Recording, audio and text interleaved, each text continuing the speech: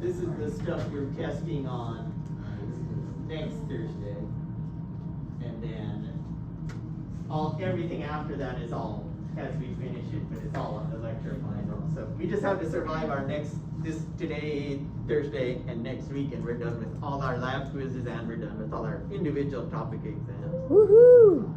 I don't know, you'll miss the topic exams and you have to study for a big final all at once then. But of course then, it depends on if you're used to procrastinating or not. If you're a procrastinator, like half my bio 1 class, then it's like, oh yeah, I'll wait till the night before and then see how badly I can fail this exam. So now that we know all about our type 1 reactions with the IgE, the basophils and mast cells, histamine, prostaglandins, leukotrienes, bradykinin, all that good stuff. All the rest of them should be easier to understand. So type 2 reactions, they're going to be specifically based on IgM and IgG, the 2 of the other 5 isotypes, and they're binding to cell surface receptors. Normally that's a good thing when either of those bind. Remember, IgM has those 10 antigen binding sites because it's a pentamer. IgG is a monomer, but of course it has 2 antigen binding sites.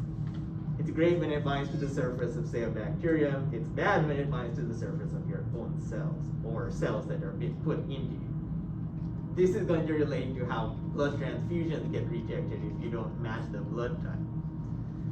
So overall result, you have lysis of target cells, and that's going to happen because of complement-mediated destruction. So if we look back on the structure of an antibody, each individual Y-shaped, here's our 1 antigen binding site and a 2nd antigen binding site, and then on this constant region, where it's pretty much the same, this is where you have a complement binding site. And when we talked about complement, all we basically said is that it's a series of proteins that are going to latch on one after the other and they poke a hole. And that's great when it drills into the surface of a bacterium. It's bad if this is going to happen on the surface of some blood cells in you. So a great example of that is the standard human blood typing, the ABO system. Identified 117 years ago now, while people were studying blood transfusion incompatibilities. And this came up again throughout World War I and all that when they tried to transfuse blood, and that failed miserably also. But the ABO blood groups are going to be on the surface of your red blood cells as people, and they're composed of glycoproteins, so a combination of sugar and protein. Standard inheritance, so you get to inherit 1 allele or 1 version from mom and 1 from dad. 3 types are A, B, and O alleles, and that's going to give you 4 different blood types. So 3 alleles, 4 blood types.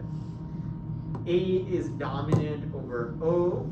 That means if you inherit even 1 of the 2 versions that you get from your parents, if one of them is A and the other is O, you'll be type A blood because A is dominant, so it's going to be the one that's actually expressed.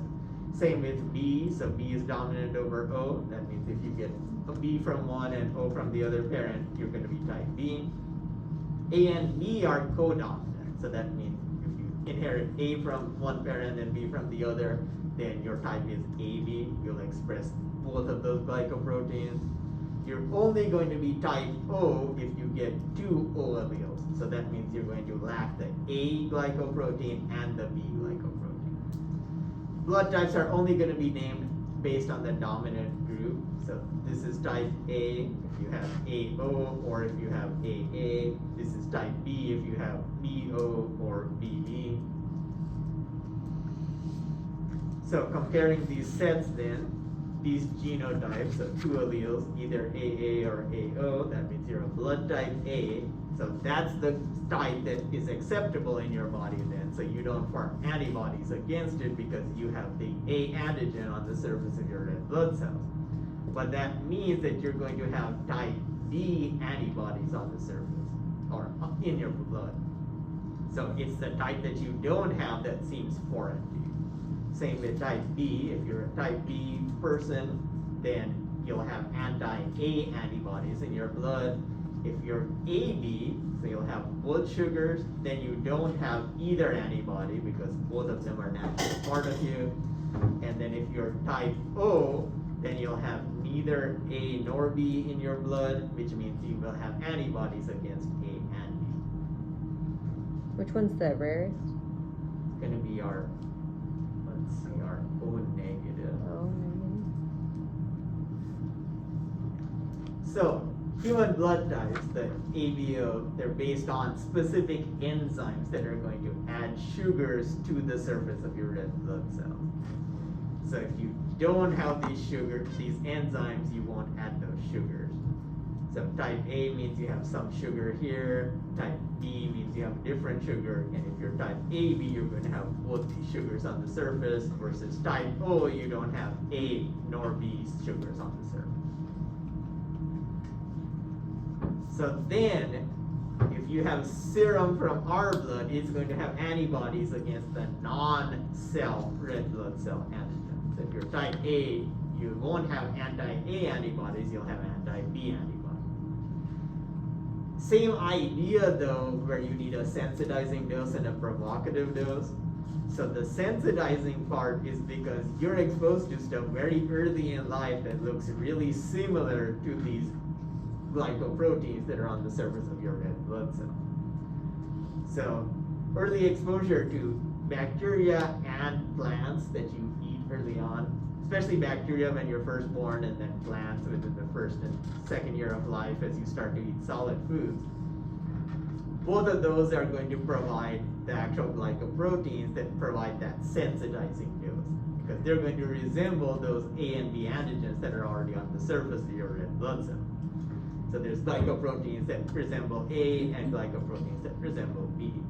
Your own blood type, it doesn't matter then, because you're already pre-instructed during development before you come out of the womb that, oh, I'm okay with having that type. So that doesn't sensitize you to anything. But you're exposed to bacteria and plants that have that sugar that you don't have, or it's a similar sugar, then that appears foreign. So they are going to serve as your sensitizing dose. That's why then when you have a blood transfusion, say you get in a dramatic car crash near COS, you need a blood transfusion. Now, even though you've never had transfused blood before, you have already those antibodies from when you were exposed early as a child. So you develop those antibodies by the sensitizing from bacteria or plants. Now you already have antibodies circulating, you'll have that immediate reaction, even though you've never been exposed to unmatched blood. One highlight of this is that scientists have recently discovered these enzymes that are in normal gut bacteria that a lot of us have, called Flaminofractor plotti. So this bacterium has a natural enzyme that it produces that can cut off that A sugar, so it can convert type A to type O blood. And that could be great, because if type O is the one that their blood centers are always saying, oh, we really need type O blood, you can have type A blood, expose it to this enzyme, and make it become type O blood. So this could help when you have blood shortages in the future. When you do have a mismatch of your blood types, then it leads to hemolysis, and that's going to be by that complement system. So your type A blood, someone puts in some type B blood into you because you got a massive injury and you bled out a bunch. So that other blood appears foreign to you. Antibodies latch onto those foreign red blood cells initially. Once the antibodies attach, then complement, which are the proteins always floating around in your bloodstream, they'll start latching onto that constant region of the antibodies, because those have that complement binding site. And that's going to involve lysis of those red blood cells then. All that debris floating around from the lysis now is going to clog up your kidneys that naturally filter out your blood. You'll form blood clots as these red blood cells start piling up. All of that together clogs up your circulation, so you can form clots in those little capillaries, which can lead to minor strokes. And of course, your kidneys are failing, so that's always a bad thing also. The other part of blood type is that positive and negative designation. So part of it is, are you A, B, O, AB blood type? But the other part is like, are you O positive or AB negative? That positive and negative has to do with another molecule that's on the surface of red blood cells, and that's called the Rh factor or D antigen. It also needs to be matched between your donor and recipient. So you can't just donate like, you know, an A positive and an B negative. So one, you have the A and B that need to not be separate, so A needs to match with A, but then also negative and negative need to match like that also. Way back when, they discovered in animal experiments that if you inoculated rabbits, cute, furry, wishy things, with red blood cells that you got out of rhesus monkeys, then the rabbits had this dramatic reaction to it, and they ended up dying from this. So the Rh is coming from the name rhesus, of rhesus monkeys. In us, it's also present, and it's present in about 85% of the human population. So 85 out of every 100 people express the Rh factor on the surface of our red blood cells. Other 15% do not. And it's those 15% that can have a reaction if they're exposed to the positive version. You're going to inherit two alleles, just like we had with the ABO blood system. One is going to come from each parent. The dominant allele codes for that Rh factor. So if you inherit even one dominant allele, the Rh positive allele, you'll express it yourself. The recessive allele doesn't code for that Rh factor. So in that case, you just won't have that on the surface. One dominant allele means you are Rh positive. So that means if you're Rh positive, then you're Rh positive, or if you're Rh positive, Rh negative is your two alleles, you're still officially Rh positive. So this is our reason for our plus and minus designations in blood groups like O positive and AB negative. So when is this a bad thing? You can develop, or your child could develop, hemolytic disease of the newborn, or HDN. So this is going to occur when you have an Rh negative individual that develops antibodies against the Rh factor while in the placenta.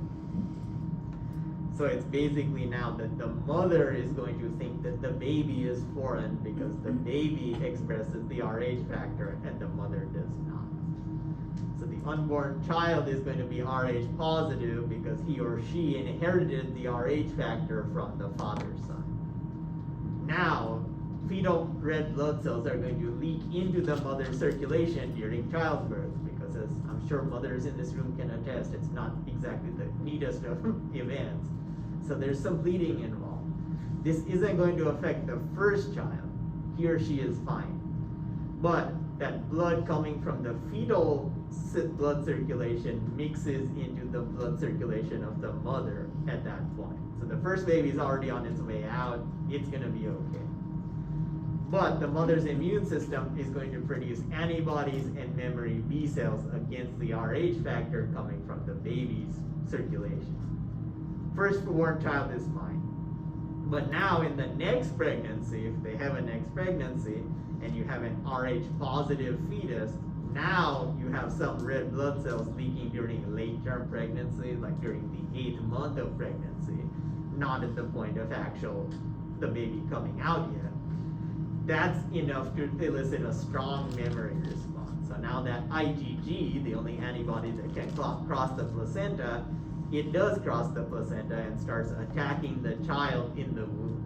So these anti-Rh antibodies, it thinks, hey, this Rh is foreign, I'm going to attack it, cross the placenta, cause this complement-mediated lysis of the baby's red blood cells while it's still in the womb. So this is when you end up with like stillbirth at 8 months of pregnancy. That's because of this kind of stuff happening. So now, in most cases, they can prevent this because they'll actually, one, already test the blood type, so they can tell, if you're positive or negative in your blood type. And then if you're a woman, then they'll test like, hey, if you're negative, is the father positive? If he's positive, then they'll check the baby. So they can prevent this from actually occurring if you prevent that sensitization by the first baby. So you have to know the Rh status of the mother and father first. If the father is Rh positive, depending on if he got one allele or two alleles, then the child has a 50 to 100% chance of being Rh positive also. So then you can treat this by injecting anti-Rh antibodies into the mother at about 28 weeks and 32 weeks into the pregnancy, so right towards the end of it, and then right after birth also. And you're trying to have the anti-Rh antibodies bind up all the Rh factor before it can make it into the mother circulation. And that way the mother is never sensitized to this. And basically, since the mother doesn't get a sensitizing dose, she never develops memory B cells to form antibodies against the next pregnancy. But that means every pregnancy then she has to go through the same injections, because every pregnancy with an Rh positive father has the chance of sensitizing. So that's all the excitement I want to cover for type 2, which is quite a bit of excitement already. Type 3 then, these are called immune complex reactions, because now we are going to form immune complexes with antibodies and soluble antigens. Just like with type 2, they're going to involve the same two antibody isotypes, IgM and IgG, but in this case they're going to form complexes with soluble antigens. In type 2, they were binding on the surface of whole cells, and then complement was coming in and bursting stuff up. Here, you're not looking at cell surface antigens. Here is just portions of things that are floating around. Complexes that are going to form get deposited in the basement membranes of epithelial cells. And you have epithelial tissue in a lot of locations in your body. The lining of your lungs and liver and intestines and eyes, and anywhere you have a mucosal surface, you have epithelial tissue. And a basement membrane is just going to be a membrane that holds the whole layer of cells together as one layer. And that's where these complexes are going to deposit. So now complement floating around in your bloodstream and neutrophils, those phagocytic cells, they get attracted to the site of complement deposition. But the neutrophils come in there and they're like, hey, I want to get to it so I can chew it up and destroy it. Anytime they see those kind of complexes, that's their natural routine. But they can't actually access them. It's like you have your dog and it sees a rabbit behind the fence, but it can't get through the fence or jump over the fence to chase after it, but it is barking like crazy to get to it. So the only hope for the neutrophils then is to undergo lysosomal degranulation. They release all those granules full of all kinds of dangerous enzymes, and that's going to cause inflammation at that site, basically destroying the basement membrane of whatever tissue, because those complexes are depositing and they can't get to them. So visually, we have excess soluble antigen, and that may be in some autoimmune diseases that occurs, in some treatments or medications that also occurs. But the excess soluble antigens form the complexes with the antibodies. The immune complexes form, so these were soluble, antibodies bind them up, they're insoluble, they settle in these basement membranes. So if this was like the lining of your intestines, here's the side where food is coming along, here's the basement membrane keeping all those cells together, here's the complexes settling into this basement membrane, and now neutrophils can't get to them. So they start degranulating, and they're going to cause all kinds of damage to that basement membrane. So now complement also binds to antibodies, IgM and IgG. That's going to cause additional damage. It causes additional inflammation. Between that, so neutrophils degranulating and the complement trying to poke holes in stuff, you have all kinds of damage to that epithelial layer. And this can occur in various organs. So it's not just restricted to, say, your intestines, but your heart, your lungs, in your joints, under your skin, in your kidneys, and along your blood vessels.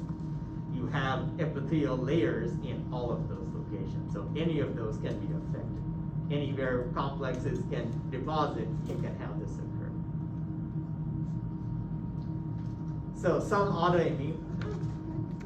some autoimmune diseases like glomerulonephritis, basically autoimmunity against your kidneys, and systemic lupus erythematosus. They're primarily type 3 reactions because of this effect. Type 3 hypersensitivities are also going to be associated with some medical procedures, passive immunizations. Have the same requirements as when we talked about anaphylaxis. So you do still need sensitization on a first go around. You still need preformed antibodies that are going to then have a response during the provocative dose. But they're going to differ from anaphylaxis in 3 major ways. So here they're going to depend on IgM and IgG, or if it's a lining of something like your lungs or intestines, also IgA, but not IgE like it was with anaphylaxis. And you require large doses of the antigens. You need enough to be bound up by antibodies so that they can settle into all sorts of locations throughout your body. With anaphylaxis, if you remember, you could just get exposed to a little bit of peanut protein or get stung by one bee, and that's enough to kill you. And then in the case of type 3 reactions, symptoms are going to be delayed, often hours to days, instead of having that immediate response that you have within seconds to minutes like you have in type 4. One example is the Arthus reaction. So this is going to be a localized type 3 reaction. Happens when you have dermal injury because you have inflamed blood vessels.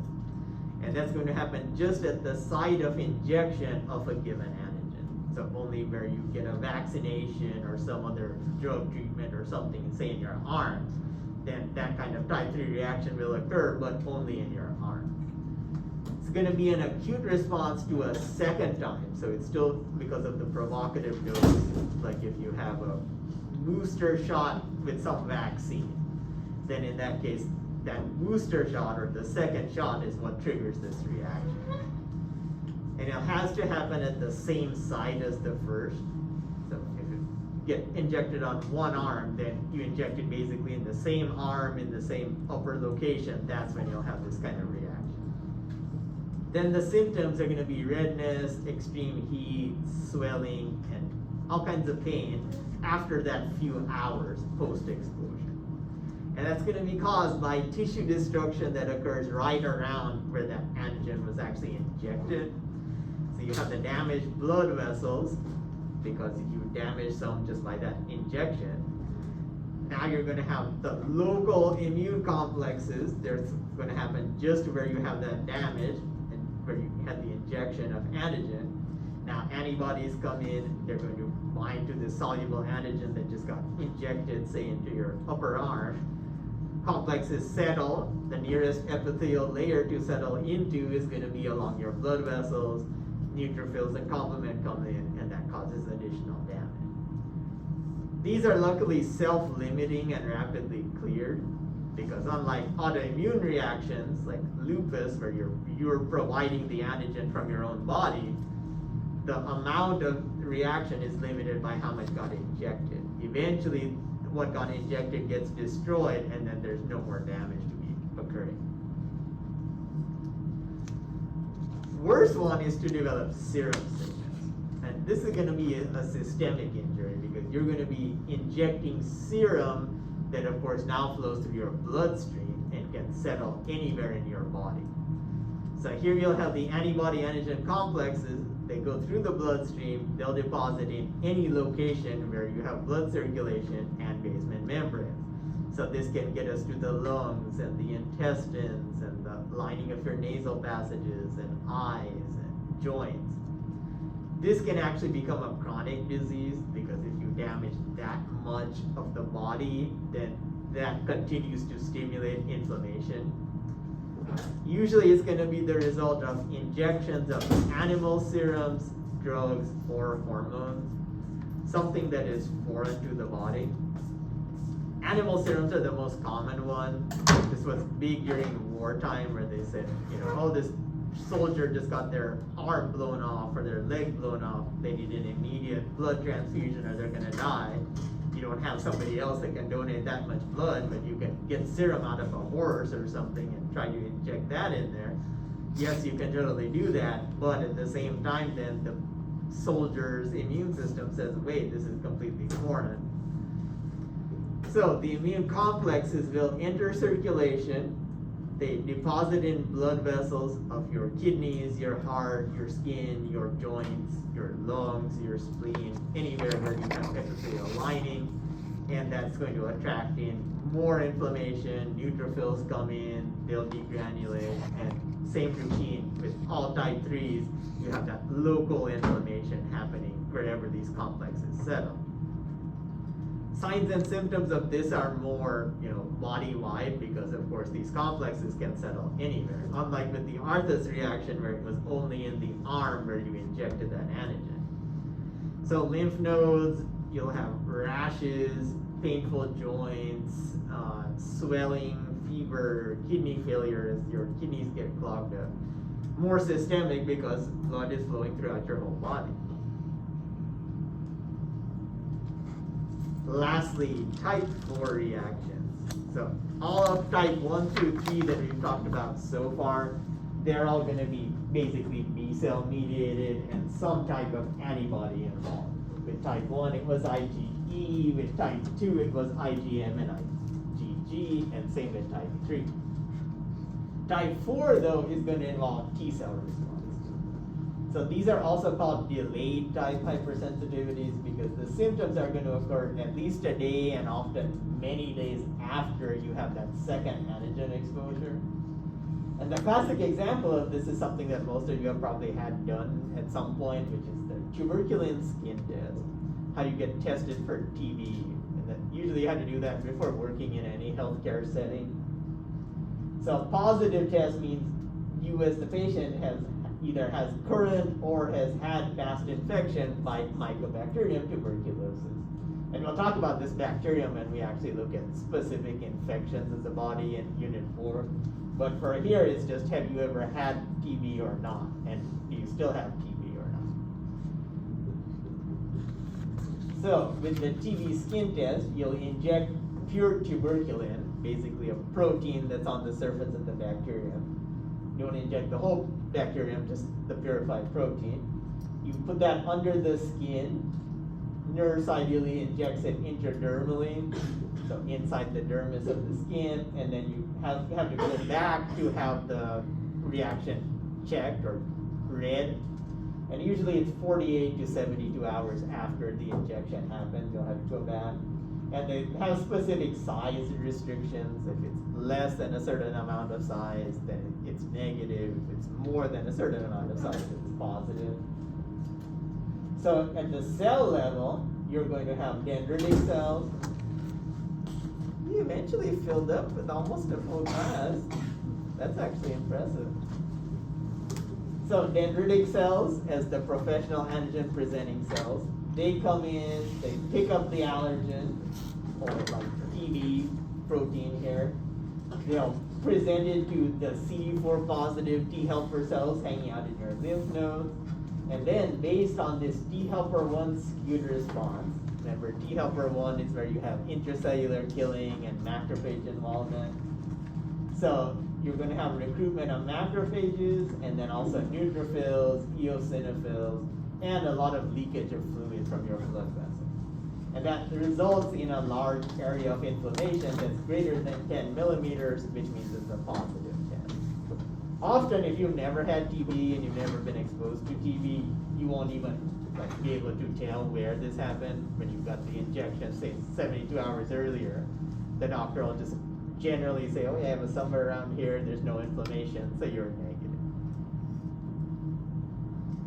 Another one is contact dermatitis. So it's going to be dermatitis, inflammation of the dermis, but now specifically caused by exposure to resins, like the oils that come from poison ivy and poison oak and poison sumac.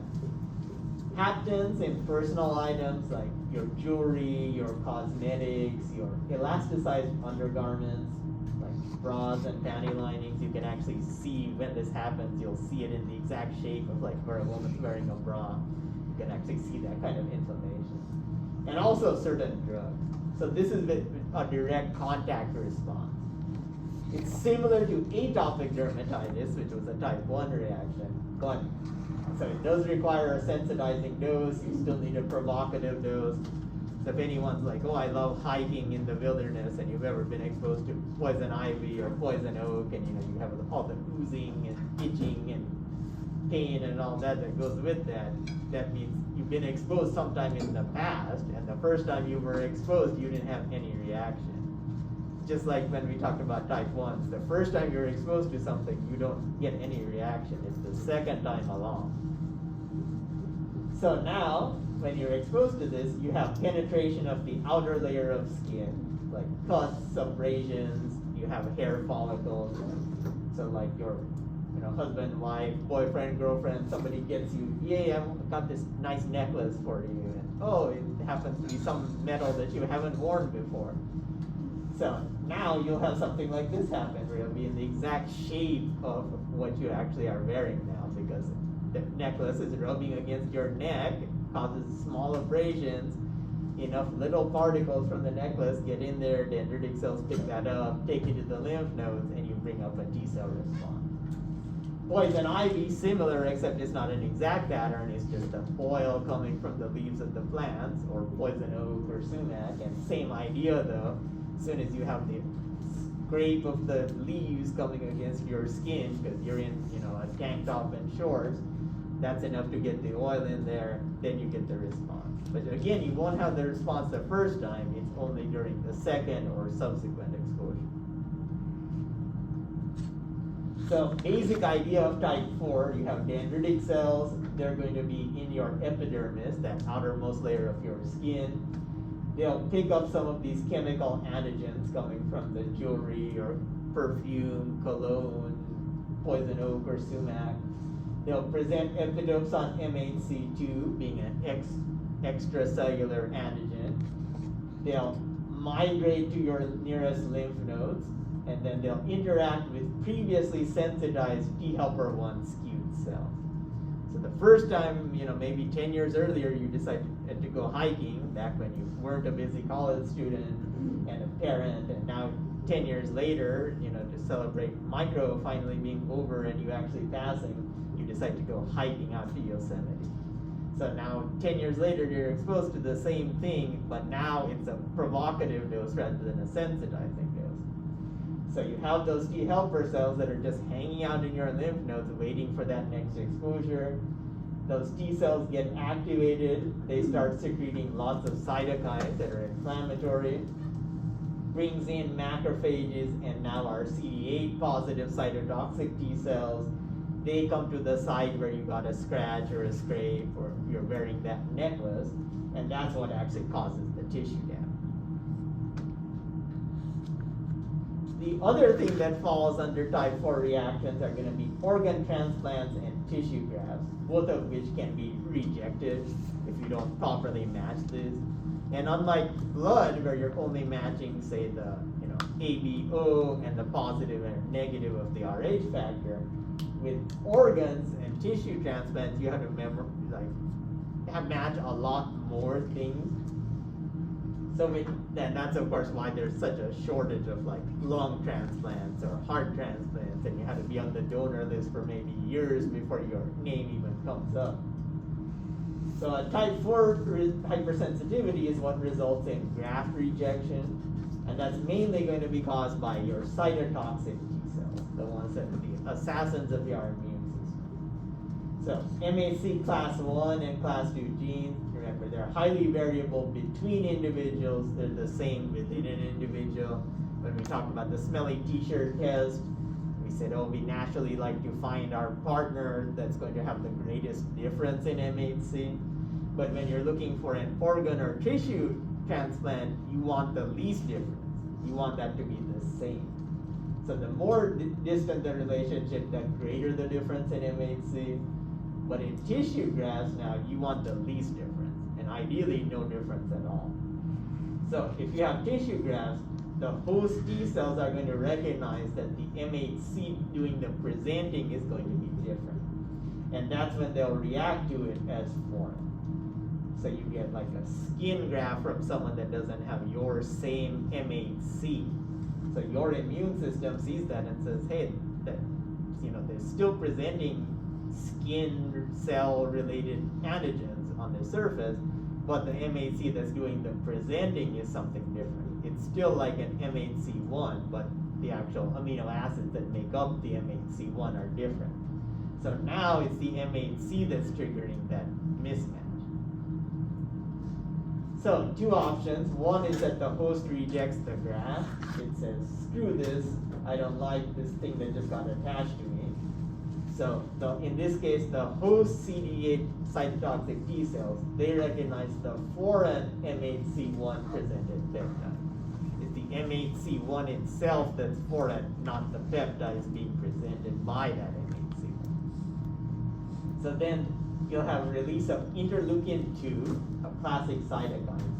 That's going to stimulate and expand populations of both your types of T cells, your helper T cells and your cytotoxic T cells, but ones that are specific to the presented antigen. Cytotoxic T cells go around, they're going to look around and say, hey, this isn't my same MHC doing the presentation, I need to attack it. They'll bind to whatever grafted tissue that's been put into you. They'll secrete lymphokines, which are going to be chemical mediators specifically secreted by lymphocytes, like B cells and T cells. They cause most of that initial damage. Antibodies do eventually come in if the tissue or organ hasn't already been rejected, but that's usually after 2 weeks or so. So eventually you have damage to the vascular supply, like the blood vessels leading into that transplanted liver or kidney or lungs. And that's what causes the organ transplant to actually fail, is the blood supply being attacked, and that's what first fails. Rejection is going to start about 2 weeks post-transplant, so you know early on if it's going to be rejected or not. And a lot of times with this, you know it is going to be rejected because it's not a match, but just to keep the patient alive, you give them a whole bunch of anti-inflammatory things, like keep them basically on a steroid coma for a long time. And that will prevent or decrease the amount of inflammation and immune response you actually have. The other option is if the graft rejects the host. So it's like having roommates, like, I don't like you, but you're okay with me, or you don't like me, but I'm okay with you. So the graft that's put into you can also appear, the graft itself thinks that the host it's being put into is now foreign. It doesn't realize that it's the intruder. So here, if you have lymphocytes that come along with whatever organ or tissue that got transplanted, like bone marrow transplants especially, this tends to happen with. So now the graft comes into this new body and it thinks everything that it comes in contact with is foreign, because its MHC is different from what the T cells that came along with the liver or lung or whatever think is normal. So that's when you develop graft versus host disease, where the graft starts attacking everything it can, or at least the T cells that came along as passengers in the graft start to attack.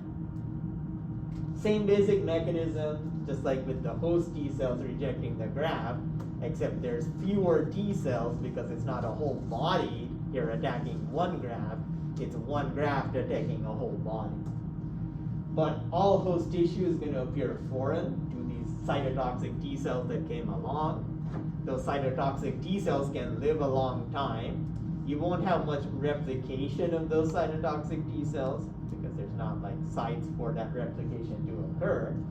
But if quite a few came along for the ride in a lung or a liver or spleen or something, that's enough to cause damage. It's just going to take longer. So here you'll have systemic effects, damage to your skin, your liver, intestines, muscles, mucous membranes of like your eyes and nasal passages. But very much slower because there's just fewer T cells doing the damage. So this usually will occur within about 300 days in a bone marrow transplant. Still occurs in about 30% of transplants, but that's declining with more stringent screening. Of course, that also means fewer total transplants are going to occur because of that stringent screening. So if you're on the transplant list, you'll often have to wait even longer than you used to have.